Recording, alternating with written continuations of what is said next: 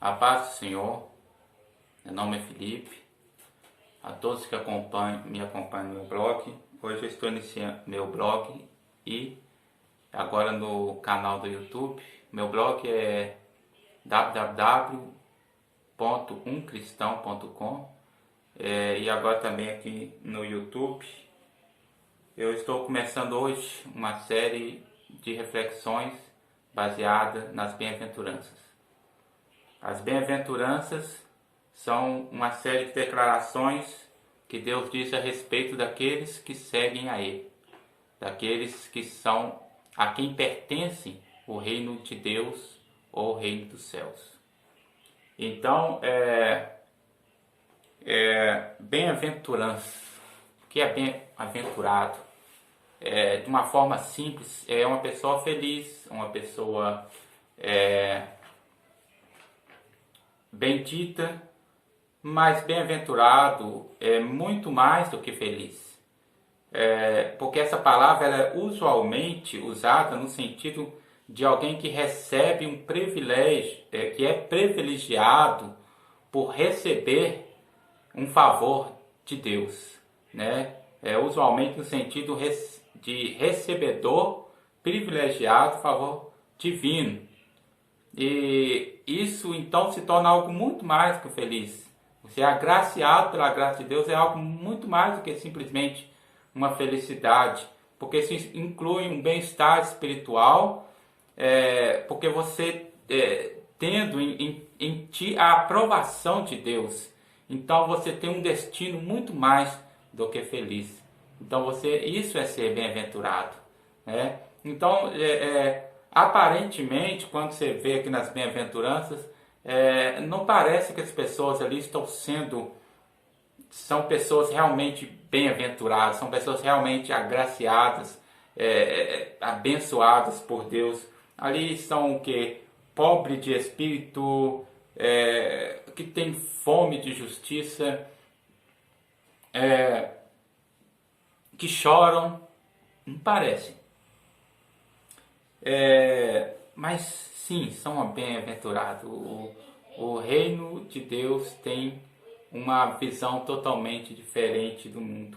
E olhando por uma ótica mundana, as pessoas descritas na bem-aventurança não parecem particularmente serem bem-aventurados, serem abençoados por Deus. Mas isso é o choque do reino de Deus com a visão mundana, né? Com a visão materialista, com a visão que volta-se para as coisas do mundo. Então a primeira bem-aventurança que nós vamos estar meditando nessa série é a bem-aventurança sobre os pobres de espírito, né? Alguém já deve ter ouvido essa expressão. O pior pobre que tem é o pobre de espírito. Eu não sei o que Jesus queria dizer, mas eu creio que Jesus não queria dizer isso. Ele tinha uma visão totalmente diferente dessa de pobre de espírito que as pessoas têm. Ele não falava de uma pessoa miserável, de uma pessoa mesquinha, sei lá, mas eu sei que a visão de Jesus era totalmente diferente. Na Bíblia, João Ferreira de Almeida, revista e atualizada, assim é que eu achei que a versão de 1993, ela lê-se assim: humildes de espírito, porque realmente são pobres mesmo. O pobre, ele não tem apoio de nada, principalmente o pobre daquela época, e para quem Jesus estava falando naquela época, e os pobres de muitos lugares, porque aqui no Brasil você tem um SUS que te apoia, mas apesar de tudo é um feito, né, que outros países não têm. E aqui quando você vê esse pobre, é um pobre mesmo, ele não tem o que apoiar. Se ele está doente, se ele está com fome, se ele está desabrigado, em tudo ele não tem apoio, ele não tem dinheiro para bancar, ele não tem dinheiro para pagar. Naquela época ali a gente vê que havia muitas viúvas e muitos mendigos e muitos órfãos em Israel. Pessoas que eram tidas como pobres, como miseráveis. que dependiam muito que Deus os tocasse no coração de um homem favorecido, de alguém favorecido, para que lhes abençoasse, lhes desse uma ajuda. Se estivesse enfermo, se ninguém fosse de fora socorrer eles, eles não tinham como chamar um médico, consultar alguém, se eles não tivessem um conhecimento medicinal próprio para poder aplicar naquela enfermidade, não tinha ninguém que pudesse socorrer deles. Então, na ótica, o pobre é o único apoio, a única pessoa que ele realmente poderia depender e pode depender até nos dias de hoje, e será assim. Como disse Jesus, tereis sempre os pobres convosco, quando no episódio em que a mulher quebrou um vaso de alabastro e derramou sobre ele, e as pessoas ficaram murmurando, e aí ele falou, olha, elas estavam me preparando para o dia do meu sepultamento. Agora, vocês estão falando aí, isso poderia ser vendido e dado aos pobres, mas os pobres vocês terão muitas outras oportunidades, mas a mim, né? Ou seja, sempre terá pobre. E o pobre, ele diferente do rico, ele tem somente um apoio, que é Deus. Então eu diria o seguinte, que o pobre miserável é aquele que despreza a Deus, que nem em Deus apoia. Mas por isso Jesus estava falando não de um pobre miserável, mas do pobre que confia nele. Porque esse pobre, Jesus disse, você recebeu o favor de Deus, então você é muito mais do que bem-aventurado, né? Por não ter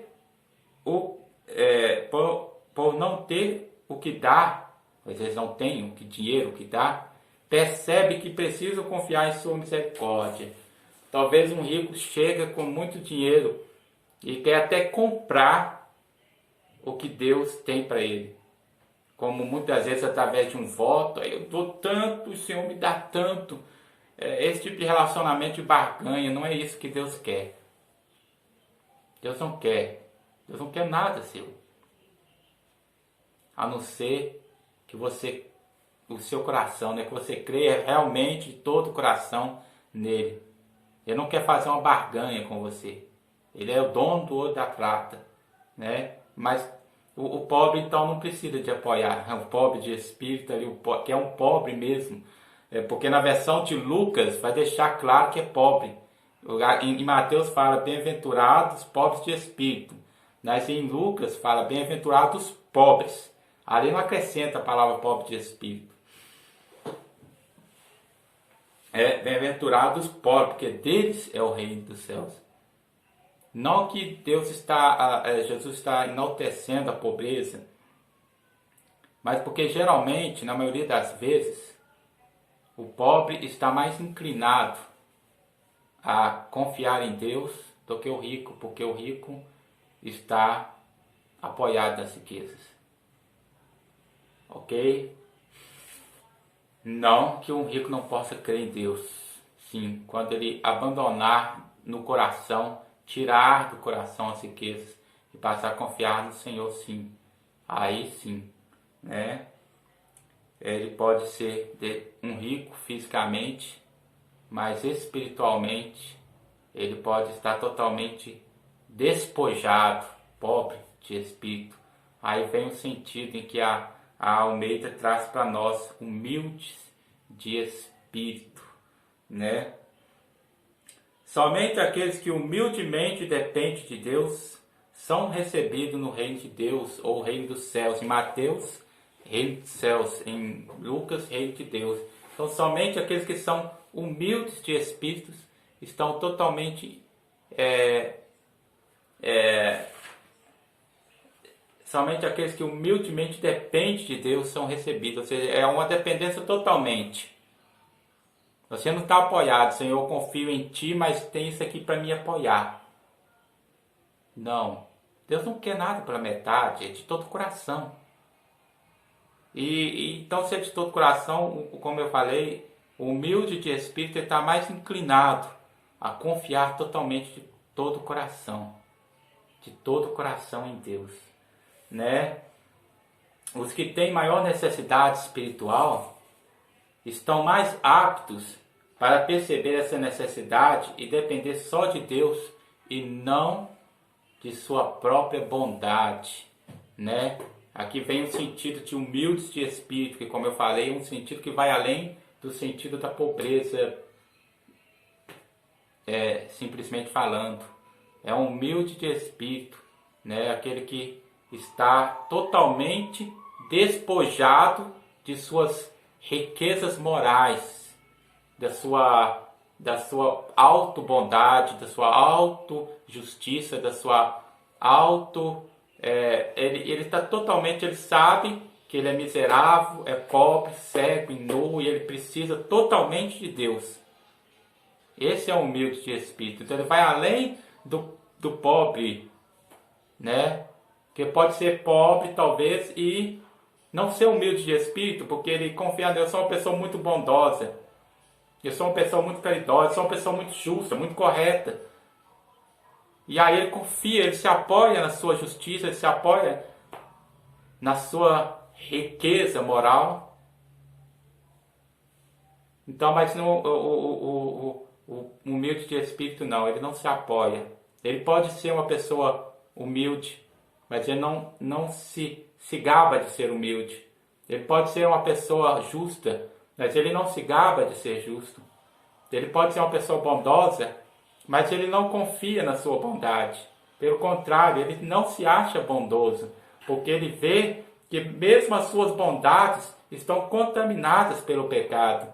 E mesmo as suas bondades precisam e carecem da misericórdia de Deus. Então somente aquele que consegue ir e abraçar e ver que ele é miserável e ele precisa da misericórdia de Deus, somente este é mais do que feliz. É mais do que feliz. Dizia o homem rico para Jesus: tudo isso eu tenho feito. Eu tenho honrado meu pai, minha mãe, eu não cobiço a mulher do meu próximo, eu só sirvo a Deus, eu não sou idólatra. Ou seja, Jesus olhou para ele, ficou admirado. Realmente, exatamente, Jesus viu o particular, né? Ele não tinha dificuldades, né? A sua riqueza era o apoio dele. E Jesus vai falar: mas tem uma pedra de tropeço. Vende tudo quanto você tem e me segue. Aí você vai ter um galardão no céu. E ele não quis. Se você está disposto hoje a se despojar de todas as suas riquezas, tanto as riquezas físicas quanto as riquezas morais, e abraçar a única riqueza moral que você precisa. Quando eu falo de despojar das suas riquezas morais, eu não estou querendo dizer no sentido negativo de você. Não, eu estou querendo dizer de você estar apoiado nelas, de você estar confiando nelas. É nesse sentido que eu estou querendo dizer. De você estar usando elas como muleta. Só existe uma mão que você precisa segurar. É Deus. É a mão de Jesus. Porque as suas riquezas, tanto físicas quanto morais, elas são como as águas do mar. E quando você deixa de confiar em Deus por um breve momento, você se afunda. Como Pedro afundou na água. E somente uma coisa poderá te socorrer. A sua bondade? Não. A sua justiça? Não.